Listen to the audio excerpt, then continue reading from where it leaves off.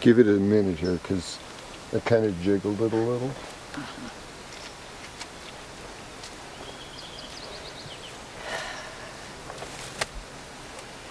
Greetings, most precious, beautiful, loving, generous, kind, spirit, soul, strong, magnificent. You're beyond definition. My topic: a way to solve any problem. You know, what mathematician doesn't like a problem to solve? And the thing with the mind mathematician, it'll solve a problem, but that problem, that solution becomes the next problem. So everything that, any solutions that come from the thought machine, fear, scarcity-based thought machine, always creates another problem. And you notice that. And then they, oh well, we'll create another thing. We'll put a patch on that one later, and then we'll put a patch on that one later. Then let's patch that, we'll fix that, and all that. So you have all, and then people doing things. Oh well, one day we'll find an answer to that, and then we'll patch that. And it never solves it because it hasn't gone to the core. They haven't gone to the core and the source of that problem. And how a way to solve any and every problem is, first of all, to get what it is. It's something is interfering with your desire to go forward to attain some object of some kind, to either see, hear, taste, touch, feel, that you then are thinking will give you, or give the person, that inner experience of satisfaction, power, contentment, joy, prosperity, good, you know, all of this, and to end the fear. But you see, the mind is generated for fear, that false mind. You have divine mind, and you don't even have it's not even a mind, it's who you are. You're all wisdom, you're all knowing. And our abilities and such go way beyond what you would call AI or IT intelligence technology and artificial intelligence, because the mind is artificial intelligence. You know, people use that word matrix or whatever, but that's it. That's the constructs. That's what creates it. Are these thoughts and these beliefs and these they're constructs, concepts and constructs. So take a look at what is the problem. Is it a health problem? Is it a relationship problem? Is it a so-called a money problem? Is it a food problem? Is it an irritant? What is it? What is it? Isolate. What is there something that you would like to improve in your life? What would you like to improve and as such? And then you have to look to see, why would you like to improve it or say solve that problem? Well, because you want to feel good, you want to be healthy, you want to be able to do what you want to do, you want to have that freedom to manifest what you desire, do your work, you know, all this kind of thing. And so here's how you do it. Go into your quiet place, and you, in your breathing or however you do it, to contact your inner divine partner, beloved, yourself. But it's a capital S. We all have the same self, and yet we're all different cells, ourselves. Yes, you can call it cells if you want. The self is the cell. And look at what would be the ideal. Okay, image yourself healthy, and that problem completely gone.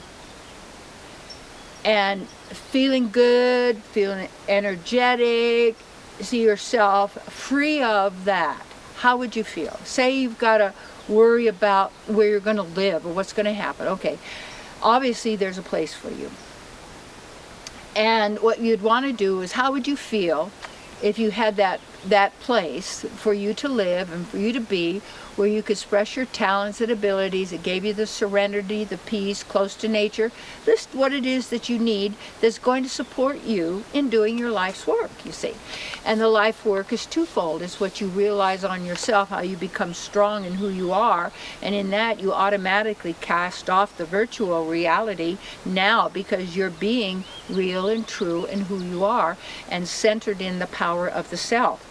and all of your unlimited abilities, supernatural powers, what would you say, intuition, all of this that you have. Intuition is your divine knowing, and we do know. So to solve that, then, how would you feel if you had that?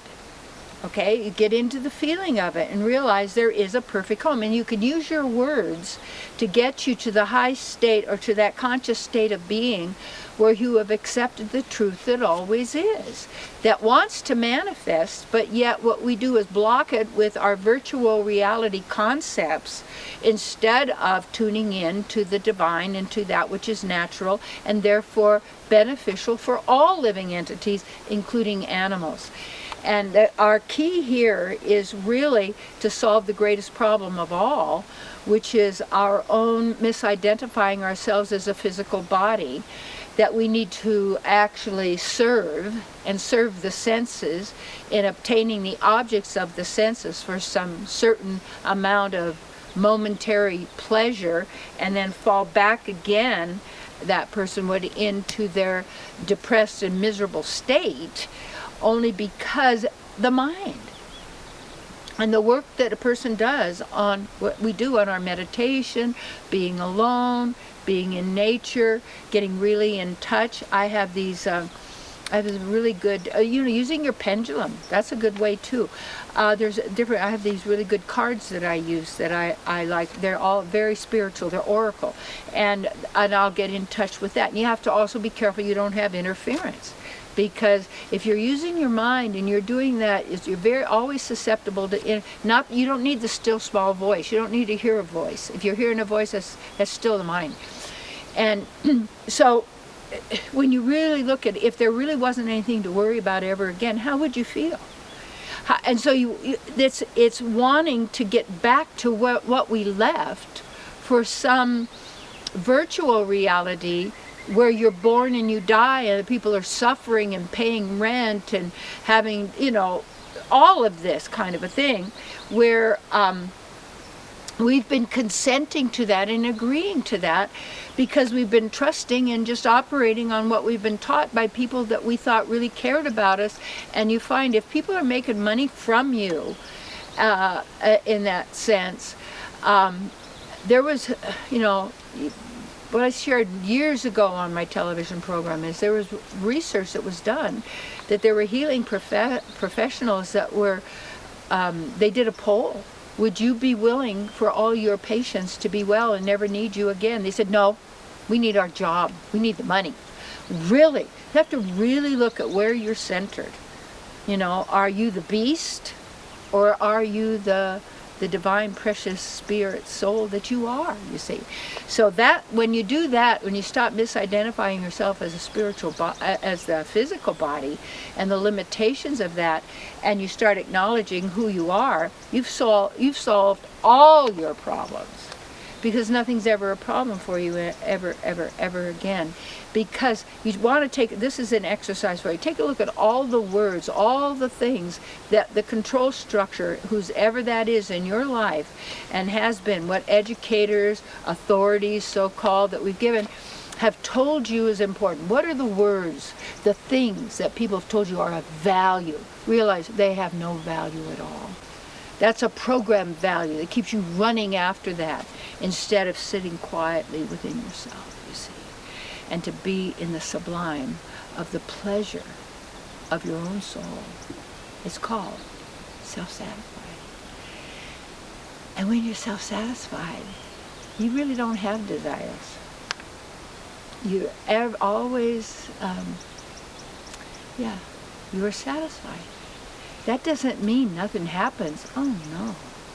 That's when the divine is ever present.